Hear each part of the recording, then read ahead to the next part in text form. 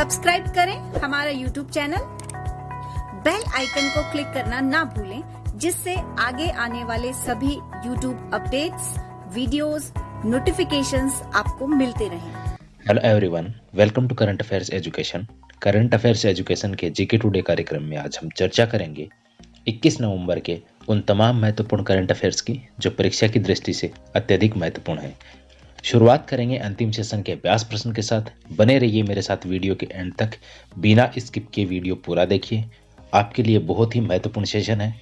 साथ ही मैं आपको बता दूं, आज के सेशन में आप किसी भी प्रतियोगी परीक्षा में डेफिनेटली प्रश्न देखेंगे।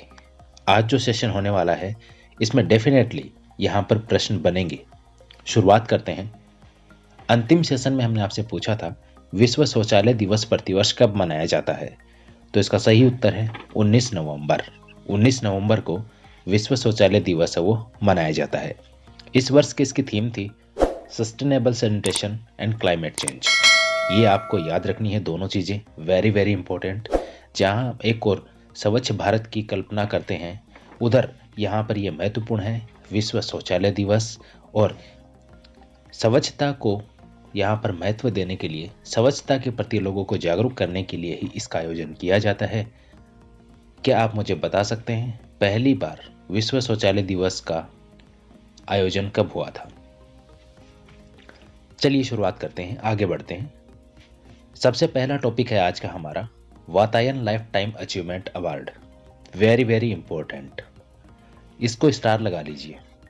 और अगर ये परीक्षा में न आए तो इस प्रोग्राम को देखना छोड़ देना।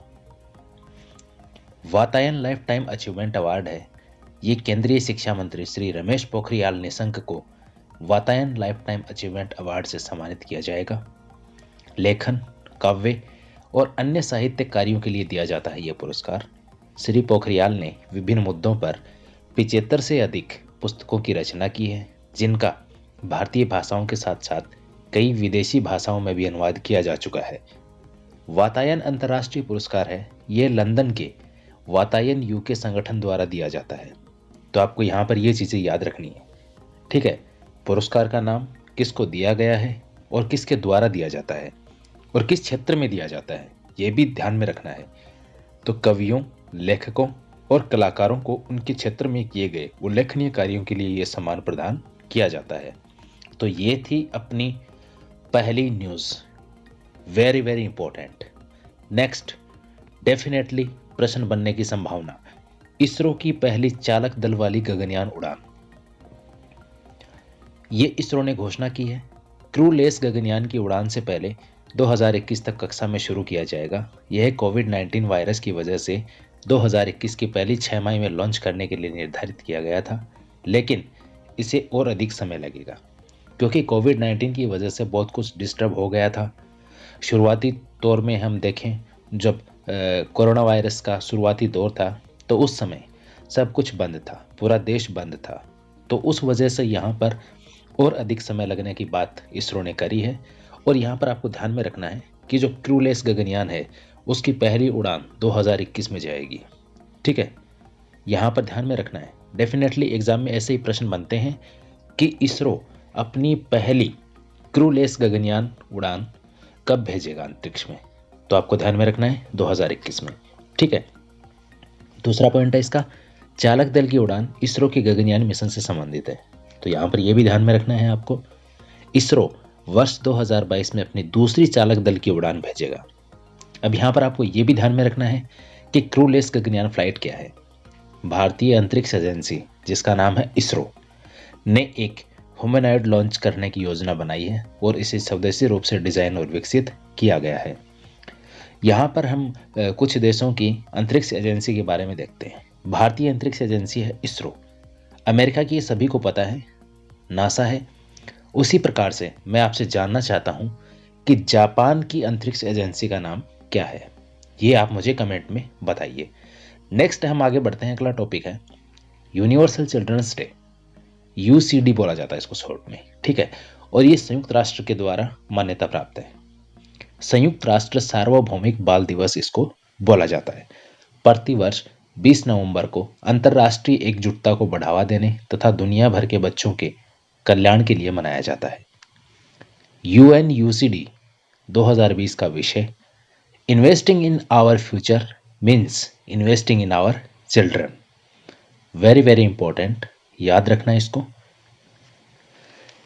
इस विशेष दिन की स्थापना वर्ष 1954 में की गई थी, जो बच्चों के लिए बेहतर दुनिया बनाने हेतु बच्चों के अधिकारों को बढ़ावा देने के लिए दुनिया भर के समुदायों का अवसर प्रदान करता है। 20 नवंबर को 1959 में संयुक्त राष्ट्र द्वारा बाल अधिकारों की घोषणा को अपनाया गया था और 20 नवंबर 1989 को संयुक्त राष्ट्र महासभा ने बाल अधिकारों के सम्मेलन को अपनाया था। एक बात मैं आपको यहाँ पर बता देता हूँ, इस पूरे सेशन के जो महत्वपूर्ण प्रश्न बनते हैं उनकी क्विज टेलीग्राम पर करवाई जाती है। टेलीग्राम चैनल ज्वाइन करने के लिए आप डिस्क्रिप्शन से लिंक देख सकते हैं। नेक्स्ट टॉपिक अपना ब्रू रिफ्यूजी सेटलमेंट पैक्ट।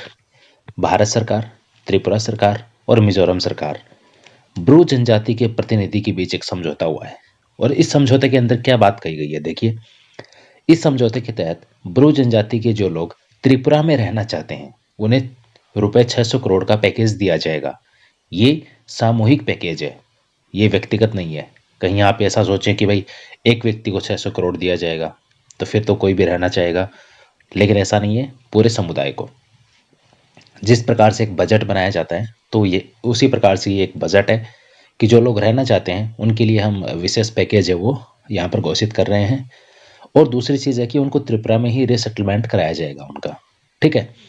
लेकिन त्रिपुरा के लोकल लोग इसका विरोध कर रहे हैं, जिसके लिए उन्होंने जॉइंट मूवमेंट भी शुरू किया है, यहाँ पर आंदोलन कर रहे हैं। तो आपको ध्यान में रखना है ब्रू रिफ्यूजी सेटलमेंट पैक्ट है वो किन किन से संबंधित है, ठीक है।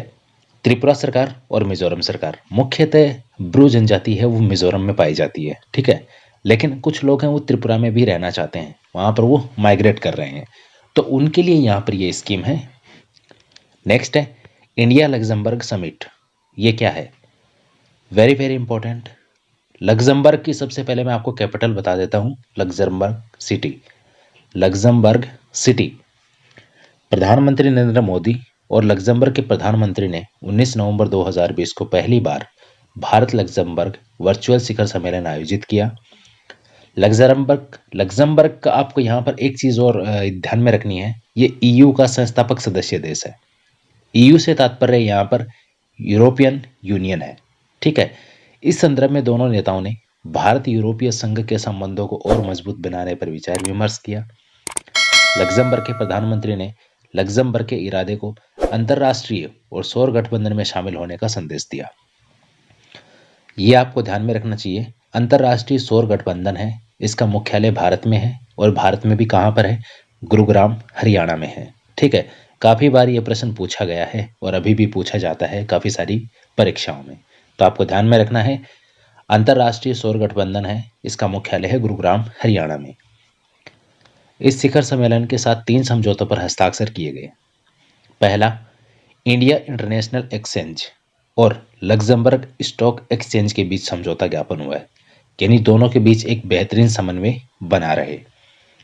दूसरा समझौता भारतीय स्टेट बैंक SBI और लग्जमबर्ग स्टॉक एक्सचेंज के बीच समझौता ज्ञापन हुआ है, ठीक है।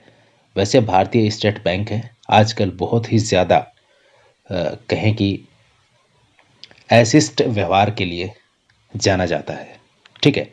यहाँ पर भारतीय स्टेट बैंक है, उसकी अगर हम बात करें तो ये एक मेरा व्यक्तिगत निर्णय नहीं है, या फिर मैं व्यक्तिगत रूप से नहीं कह रहा हूँ। काफ़ी सारे रिसर्च के बाद में मैं कह सकता हूँ कि भारतीय स्टेट बैंक है वो एक प्रकार से अशिष्ट बैंक है, ठीक है। यहाँ पर किसी भी सुविधा के लिए आपको कम से कम 5 या 7 चक्कर काटने पड़ते हैं, ठीक है। तो इसमें काफ़ी सारे सुधार की ज़रूरत है।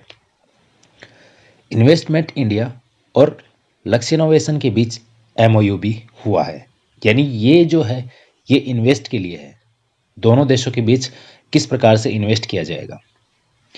नेक्स्ट है वेरी वेरी इंपॉर्टेंट, पंजाब दिव्यांगजन शक्ति योजना। याद रखेंगे खास तौर पे पंजाब वाले, इसके अलावा अदर एग्जाम में भी पूछा जा सकता है। पंजाब के चीफ मिनिस्टर अमरिंदर सिंह ने पंजाब दिव्यांगजन शक्ति योजना को मंजूरी दी है। इसका उद्देश्य है विकलांग व्यक्तियों को सशक्त बनाना और ये 2 चरणों में कार्य करेगी। पहला चरण होगा इसका मौजूदा कार्यक्रम जो कि विकलांग व्यक्तियों से संबंधित हैं, उनको मजबूत करना और विकलांगों को लाभ प्रदान करना। दूसरे चरण में क्या होगा, 13 नए हस्तक्षेपों के साथ विकलांग लोगों को सशक्त बनाना। इस योजना का उद्देश्य और इसकी विशेषताएं देखिए।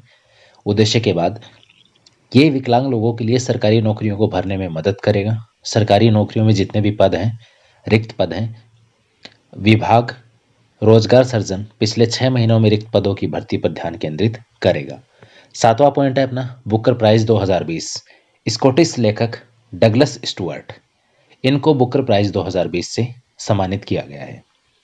इनका एक उपन्यास है जिसका नाम है सगनी बैन, ठीक है, जिसके लिए इनको ये पुरस्कार मिला है, जिसमें 1980 के दशक में ग्लासगो में हुए एक